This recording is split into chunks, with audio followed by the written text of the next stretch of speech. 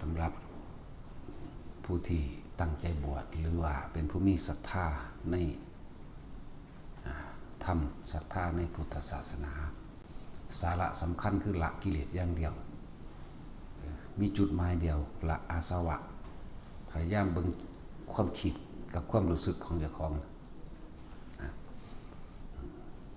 ก็อาศัยการฝึกด้วยวิธีทำนั่นแหละวิธีทำก็คือลมหายใจทรงฌานจับจุดนาโลมก็ว่าไปให้เป็นผู้มีจิตหนึ่งตั้งมั่นอยู่ในอารมณ์ที่เป็นหนึ่งอุเบกขาเวลา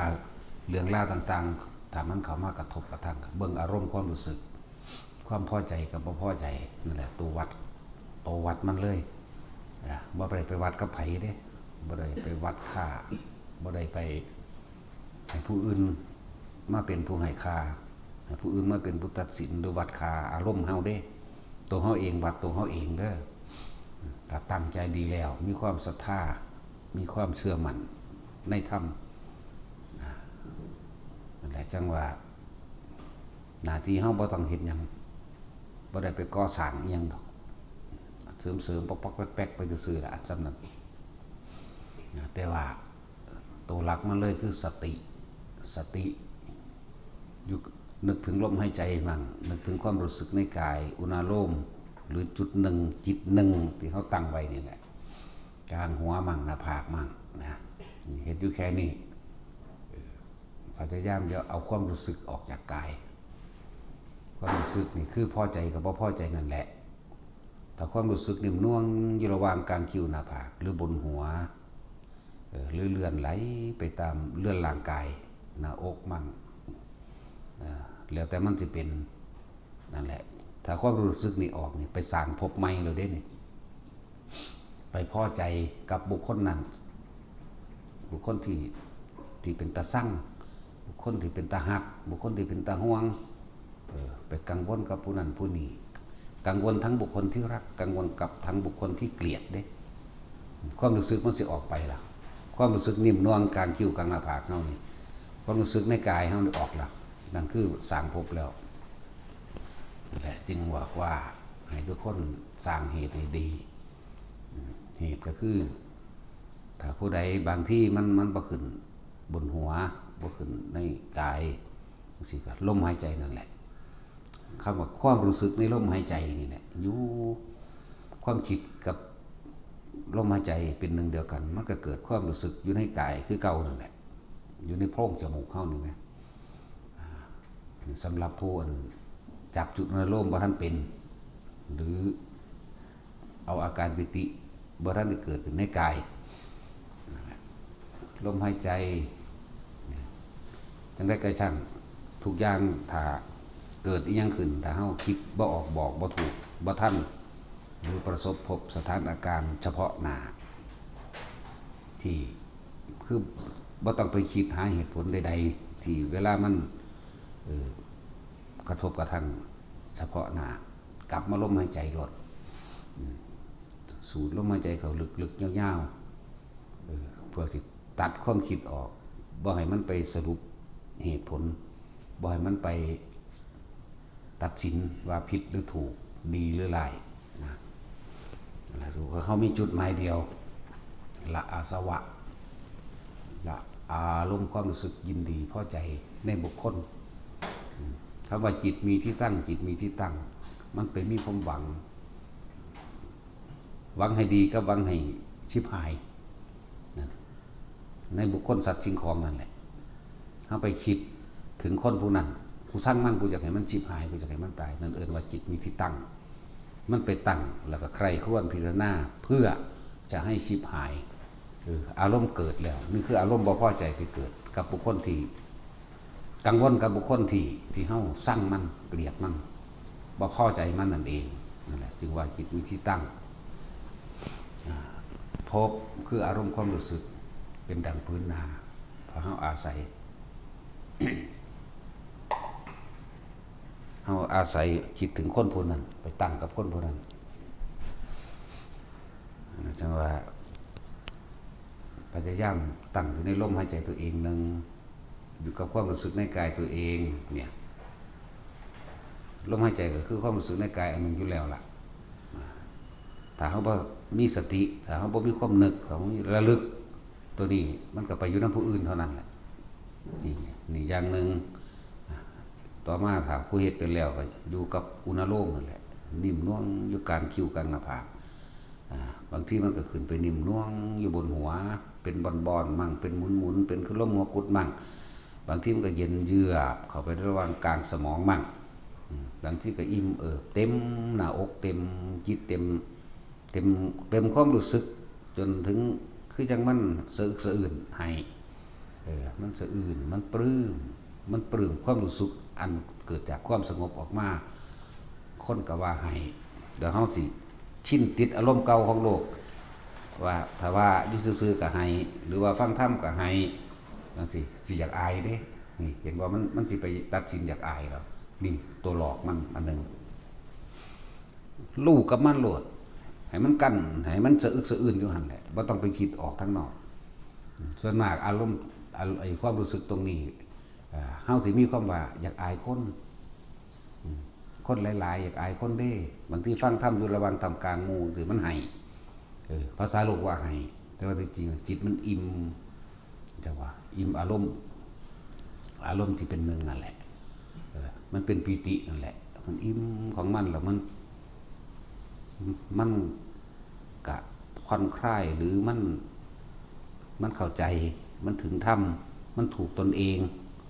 มันเป็นถือความรู้สึกจากของเองปล่อยมันเลยบ่ต้องไปสมความคิดว่าอยากอายไผตัวนี้คนหลายคนสิพยายามสิกั้น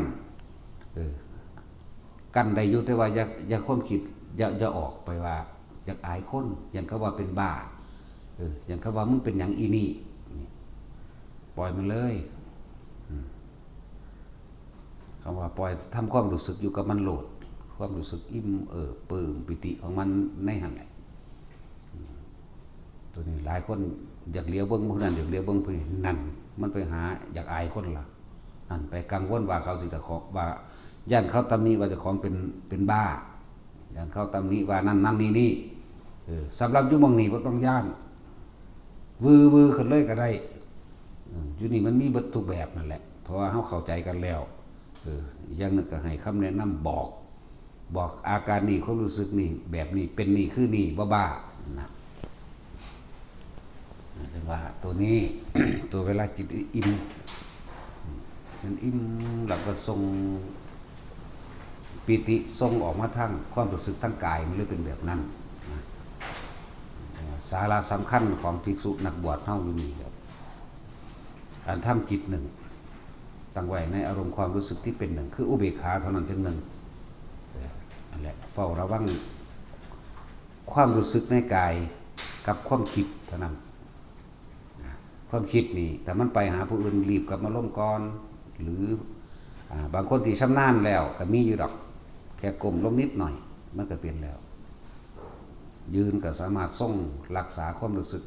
นิ่มนวลบนหัวหรือบนหน้าผากได้ทั้งนั้นยืนก็ได้ย่างไปเดินไปคำว่าเดินจงกรมเดินจงรักษาเดินสติเดินสมาธินั่นแหละเดินไปก็ให้สังเกตในความรู้สึกตนเองยืนก็ตามทำงานนี่ยังก็ตามมันจะอ่อนๆมันบ่เข้มข้นเหมือนกับการบ่ทำงานดอกมันอ่อนๆมันพอรู้สึกได้บางๆนี่มันแยกออกมาตัวหนึ่งทำงานจิตก็ทำงานอยู่แต่ว่าทำงานแต่แค่ในหน้างานเฉพาะหน้าเด้บ่แม่นไปอ่านเอาอนาคตหรืออดีตยังมากเฉพาะหน้าทำความรู้สึกนี่เห็นตะปูอยู่นี่เห็นค้อนอยู่นี่จับค้อนตีอยู่นี่ความรู้สึกก็มีระวังคิ้วระวังหัวแต่ของเองมีแหละซ้ำนี่ก็ใส่ได้แล้วไปอยู่เพราะซ้ำนี่แหละต่อมากันแต่เสียเอาตัวละมันเลยคือตัวใดตัวอารมณ์เวลามีเรื่องกระทบกระทั่งกันเวลามีปัญหากันเขาว่ากระทบกระทั่งเพราะมันกระทบกระทั่งแต่แนวบดีแนวมันศูนย์แนวเฮ็ดให้โกรธเกลียดกันเด้แนวดีก็เอิ้นว่ากระทบเด้จิตที่ถูกโลกกระทำกระทบแล้วหวั่นไหวนี่เอาตัวนี้อารมณ์ความรู้สึกแล้วหวั่นไหวพอใจมั่งบ่พอใจมั่งเวลามีคนมายกย่องสรรเสริญ ว่าโอ้เจ้านี่ดีเจ้าเก่งเนาะเจ้าฮู้นั่นฮู้นี่เนาะนี่ไหมเกิดความดีใจนั่นแหละไหลเราได้นั่นไปแล้วอารมณ์ตัวนี้เขาว่าย่องสั่นจังซี่ยิ้มหัวนั่นแหละมันเนียนเข้าไปในความพอใจแค่อารมณ์นั้นไปพอใจกับคนนั้นย่องแล้วอันเรื่องนั้นอารมณ์ดากะเหมือนกันกระเทียบเหมือนกันนั่นแหละเวลาเขาบอกตำหนินั่นนี่เว้ากระแทกแดกดันหรือแสดงสีหน้าท่าทางสายตาบ่ต้องปรุงเข้าใจว่าล่ะเขาเบาๆแต่ว่าเขาเหลือบตาเบิ่งเห็นตาสิเงียงเป็นหน้าตึงๆเบหน้าเบปากบ่ต้องคิดเข้าใจว่าถ้าคิดเราจะว่านั่นซึ่งเป็นสร้างอีหาหนึ่งนั่นมันออกไปละความคิดเขาออกไปว่าเขาเป็นตาสร้างแล้วก็ไปว่าเขาสร้างอย่างกูแล้วก็อยากไปอธิบายเขามาเข้าใจเจ้าของเด้นี่แหละตัวยอดมันลดก็ได้นี่ละอารมณ์ละอาสวะอาสวะก็แปลว่าอารมณ์ที่ยังคล้องอยู่คนนั้นมันคล้องอยู่ในความพอใจกับบ่พอใจเท่านั้นแหละความพอใจนั่นแหละเป็นเหตุให้เฮาเกิดความบ่พอใจเหมือนกับความสุขนั่นแหละเป็นเหตุที่ทำให้เราเป็นทุกข์ภิกษุ นักบวชหวังอันเดียวเลยบ่ต้องไปสนใจอย่างอื่นมียังเหตุก็เหตุไปเล็กๆน้อยๆนึงดอกบ่ได้ยังมากส่วนหมู่คารวะนะร่วมก็เป็นธรรมดา ได้มั่งบ่ได้มั่งก็เฮ็ดไปสะสมไปเพราะว่าเจ้าของนั้นบ่ทันได้สามารถที่ตัดภายนอกออกได้ ตัดตายังเห็นยังของเกี่ยวในผัวในเมียในลูกในหลานในเงินในทองอยากรวยก็อยากรวยทำกูก็อยากได้แต่ก็เฮ็ดปนกันไปนั่นเองแต่พวกบวชมาแล้วนั่นอย่างเดียวเลยบ่ต้องสนหยังเพราะว่าเฮาบ่ได้เกี่ยวยุ่งเกี่ยวกับการทำมาหากิน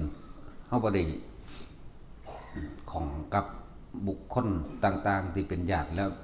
หมู่พวกเพื่อนฝูงของเก่าอยู่แล้วนั่นแหละมันใจอยู่กับสิ่งที่เฮาสติของเฮาให้มันอยู่ในกาย